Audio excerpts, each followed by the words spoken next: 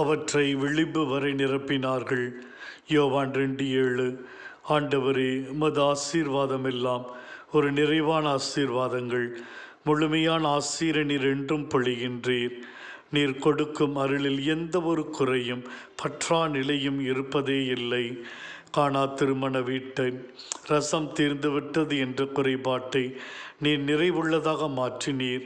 ஒன்றுமில்லை என்கிற நிலையை இதுவரை யாரும் சுவைத்திராத நல்ல ரசம் என்று நிறைவான நிலைக்கு அழைத்துச் சென்றீர். நீர் அள்ளி கொடுக்கும் ஆசீர், நிரம்பி வழியும் ஆசீர். மது ஆசீரிலே எந்த ஒரு பற்றாக்குறையும் இருந்ததில்லை. நீதிமொழிகள் 10:22 கூறுவது போல, ஆண்டவரின் ஆசீர் செல்வம் அளிக்கும்.